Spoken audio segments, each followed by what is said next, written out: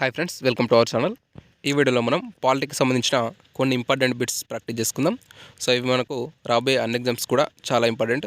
So ఇవన్నీ కూడా important questions కాబట్టి ఖచ్చితంగా వీడియో లైక్ చేసి ఖచ్చితంగా ఎండ్ వరకు చూడండి. సో వీడియో స్కిప్ చేయకుండా ఎండ్ వరకు చూస్తేనే మీకు అర్థమవుతుంది. సో ఇవన్నీ కూడా మనకు ఇదివరకు జరిగిన ఎగ్జామ్స్లో రిపీట్ అయిన బిట్స్ మరియు ఖచ్చితంగా ఎక్స్పెక్ట్ చేయాల్సిన క్వశ్చన్స్. సో కాబట్టి ఖచ్చితంగా వీడియోకి లైక్ చేయండి. సో ఇక లేట్ చేయకుండా వీడియో స్టార్ట్ చేసుకుందాం. సో ఇక్కడ ఫస్ట్ క్వశ్చన్ చూడండి. ఒకవేళ రాష్ట్రపతి తన పదవికి రాజీనామా చేయాలనుకుంటే తాను రాజీనామా పత్రాన్ని ఎవరికి సమర్పించాలి? రాష్ట్రపతి తన పదవికి రాజీనామా చేయాలనుకుంటే తన రాజీనామా పత్రాన్ని ఎవరికి సమర్పించాలి అన్నాడు. సో ఇక్కడ ఆప్షన్స్ కనుక చూసినట్టయితే సుప్రీంకోర్టు ప్రధాన న్యాయమూర్తి, ప్రధానమంత్రి, ఉపరాష్ట్రపతి, లోక్సభ స్పీకర్ అని ఇచ్చాడు. సో ఇక్కడ మనం ఆన్సర్ కనుక చూసినట్టయితే ఉపరాష్ట్రపతి అనేది ఇక్కడ మనకు రైట్ ఆన్సర్గా చెప్పుకోవచ్చు.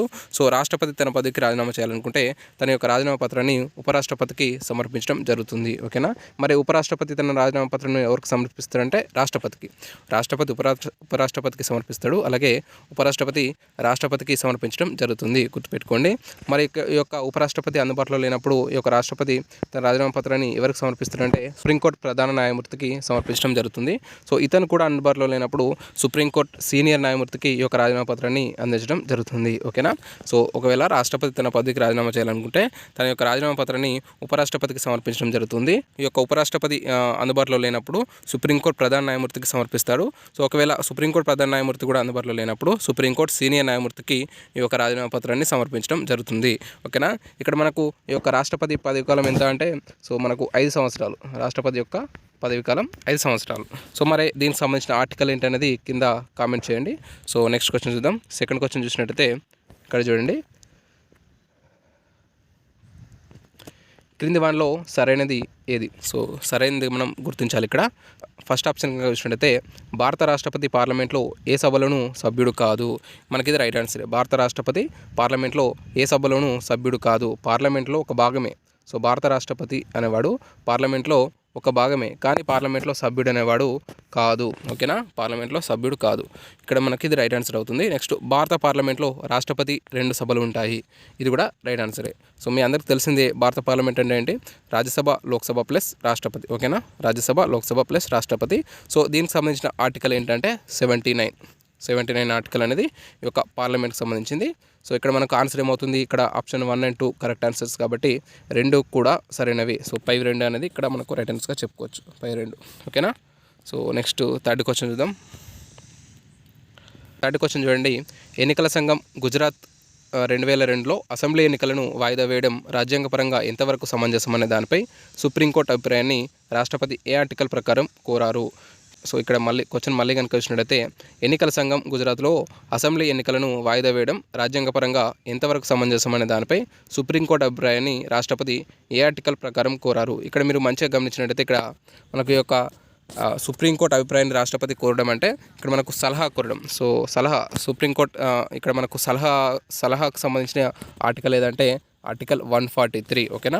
143 అనేది మనకి ఏం తెలియజేస్తుందంటే రాష్ట్రపతి సలహా కోరినప్పుడు సుప్రీంకోర్టు అనేది ఆ యొక్క సలహాలు అనేవి ఇవ్వవచ్చు అని తెలిపేది ఆర్టికల్ 143. ఇక్కడ మనకి ఈ క్వశ్చన్ ఇండైరెక్ట్గా చెప్పింది అదే. మనకు సుప్రీంకోర్టు యొక్క సలహా కోరడం అనేది రాష్ట్రపతి ఆర్టికల్ 143 తెలియజేస్తుంది. కాబట్టి మనకి ఇక్కడ ఆప్షన్ బి అనేది ఈ క్వశ్చన్ సంబంధించి రైట్ ఆన్సర్. ఓకేనా? Option B. So next fourth question చూద్దాం. సో అంతకంటే ముందు ఇక్కడ ఈ ఆర్టికల్ సంబంధించి ఆర్టికల్ 142 ఏంటో కూడా చూద్దాం ఒకసారి. ఇక్కడ ఆర్టికల్ 142 కనుక చూసినట్లయితే మనకు ఆర్టికల్ 142 ఏం తెలియజేస్తుందంటే సుప్రీంకోర్టు ఉత్తర్వులను తప్పనిసరిగా అమలు చేయాలి. సుప్రీంకోర్టు ఉత్తర్వులను తప్పనిసరిగా అమలు చేయాలని సూచించేది ఆర్టికల్ 142. అలాగే 143 అనేది ఇక్కడ మనకు సలహా అధికారుల గురించి.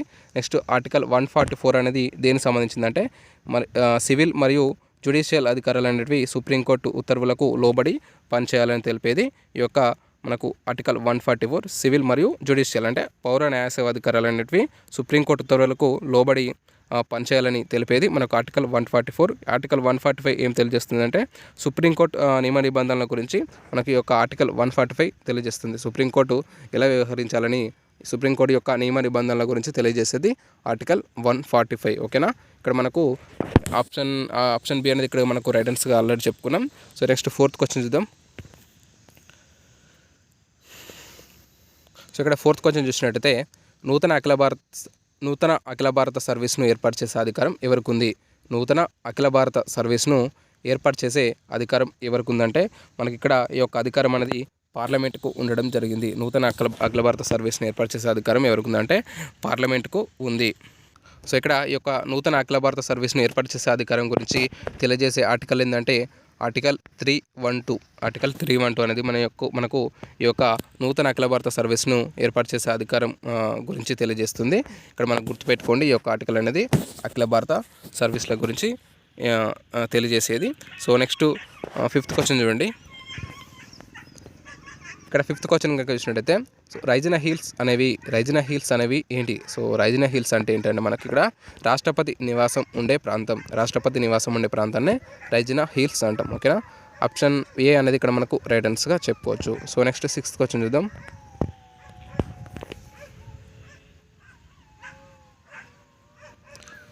సో ఇక్కడ చూడండి, జాతికి ప్రాతినిధ్యం వహిస్తారు కానీ జాతిని నడిపించలేడు అనే వాక్యను ఎవరికి ఆపాదించవచ్చు? జాతికి ప్రాతినిధ్యం వహిస్తారు కానీ జాతిని నడిపించలేడు అనే వాక్యను ఎవరికి ఆపాదించవచ్చు అంటే మనకు ఆప్షన్ ఏ అనేది ఇక్కడ రైట్ ఆన్సర్గా చెప్పుకోవచ్చు. రాష్ట్రపతి.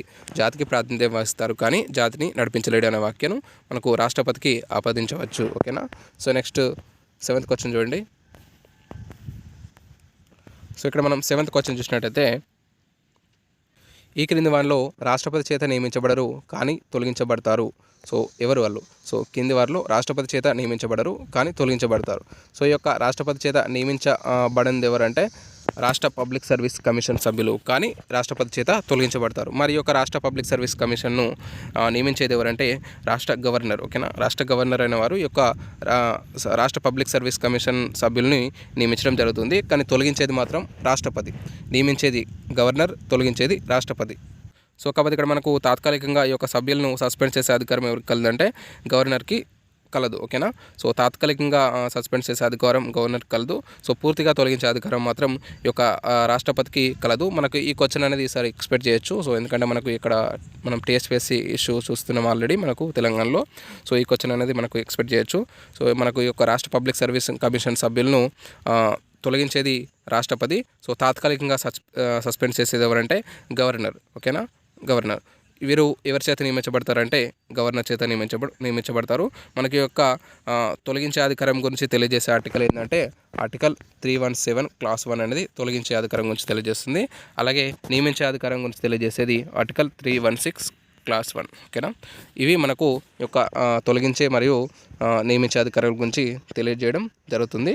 ఇక్కడ మనకు ఈ యొక్క కమిషన్ సభ్యులు ఎంతమంది ఉండొచ్చు అంటే 4కి తగ్గరాదు, అలాగే 9కి మించరాదు. ఓకేనా. 4కి తగ్గరాదు, 9కి మించకుండా ఈ యొక్క రాష్ట్ర పబ్లిక్ సర్వీస్ కమిషన్ సభ్యులను నియమించాలి.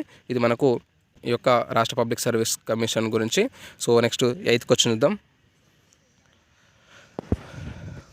సో మరి ఈ యొక్క నెక్స్ట్ క్వశ్చన్ చూసే ముందు ఈ యొక్క మరి రాష్ట్ర పబ్లిక్ సర్వీస్ కమిషన్ యొక్క పదవీ కాలం, సో రాష్ట్ర పబ్లిక్ సర్వీస్ కమిషన్ యొక్క పదవీ కాలం అనేది ఎంత అనేది మీరు కింద కామెంట్ చేయండి.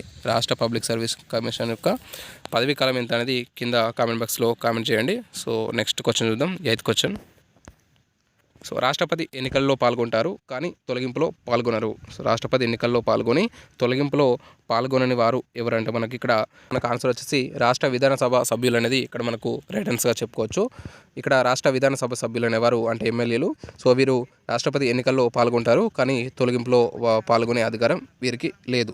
సో ఎవరెవరు పాల్గొంటారు మరి అంటే మనకు రాష్ట్ర మనకు ఎంపీలు కానీ ఎమ్మెల్యేలు కానీ వీరు ఎలక్టోరల్ కాలేజ్ సభ్యులు అంటాం. సో వీళ్ళు రాష్ట్రపతి ఎన్నికల్లో పాల్గొనే అవకాశం ఉంటుంది. సో ఇక్కడ రాష్ట్ర విధాన సభ్యులు అనేది మనకి రైట్ ఆన్సర్గా చెప్పుకోవచ్చు. ఆప్షన్ బి అనేది ఇక్కడ మనకు రైట్ ఆన్సర్గా చెప్పుకోవచ్చు. సో నెక్స్ట్ 9th క్వశ్చన్ చూద్దాం. రాష్ట్రపతి తొలగింపులో పాల్గొంటారు కానీ ఎన్నికల్లో పాల్గొనరు. సో రాష్ట్రపతి తొలగింపులో పాల్గొంటారు కానీ ఎన్నికల్లో పాల్గొనేవారు ఎవరంటే నామినేటెడ్ సభ్యులు. సో ఇక్కడ నామినేటెడ్ సభ్యులు ఏంటంటే వీరికి ఎన్నికలు ఎన్నుకునే విషయంలో వీరికి ఓటు హక్కు అవకాశం లేనప్పటికీ తొలగించే విషయంలో మాత్రం వీరికి ఓటు హక్కు అనేది ఉంటుంది.